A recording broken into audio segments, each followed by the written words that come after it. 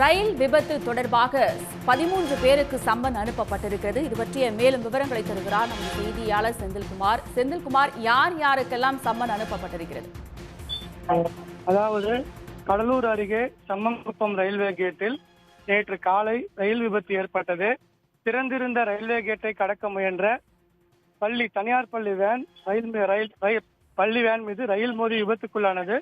இந்த விபத்தில் பள்ளியில் படிக்கும் 3 குழந்தைகள் உயிரிழந்தனர்.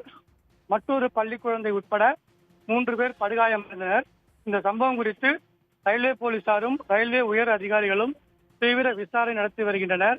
இந்த நிலையில் திருச்சி கோட்ட ரயில்வே காவல்துறை சார்பில் 13 பேருக்கு விசாரணைக்கு வரும்படி சம்மன் அனுப்பப்பட்டிருக்கிறதாக தகவல் வெளியாகி இருக்கிறது. அதாவது இந்த வழக்கில் குற்றவாளியாக சேர்க்கப்பட்டுள்ள பங்கஜ் சர்மா, அவர்தான் இந்த செம்மங்குப்பம் ரயில்வே கேட் கீப்பராக இருந்தவர். அவர் கைது செய்யப்பட்டு தற்போது கடலூர் மத்திய சிறையில் அடைக்கப்பட்டிருக்கிறார். அவரையும் விசாரணைக்கு வர சொல்லிதான் இந்த சம்மன் பண்ணப்பட்டிருக்கிறது. அது முறைப்படி எப்படி என்பது போலீசாருடன் கலந்து ஆலோசிப்பார்கள். அது தவிர அன்று பணியில் இருந்த மற்றும் ரயில் நிலைய மேலாளர்கள் உள்ளிட்ட 13 பேருக்கு சம்மன் வழங்கப்பட்டிருக்கிறது.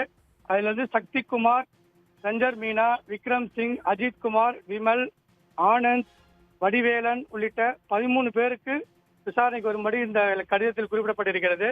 இதில் ஆலப்பாக்கம் ரயில் நிலைய மேலாளராக உள்ள விமல் இன்று திருச்சிக்கு அந்த விசாரணைக்காக சென்றிருப்பதாகவும் தகவல் வெளியாகி இருக்கிறது. அவர்களிடம் ரயில்வே அதிகாரிகள், திருச்சி கோட்ட ரயில்வே அதிகாரிகள் நடந்த சம்பவம் குறித்து தனித்தனியாக விசாரணை நடத்த இருக்கிறார்கள்.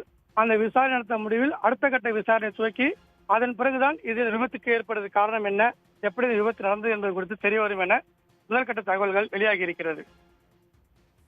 விவரங்களுக்கு நன்றி செந்தில்குமார். உடனுக்குடன் செய்திகளை தெரிந்து கொள்ள சன் நியூஸ் பெல் ஐகானை கிளிக் பண்ணுங்க.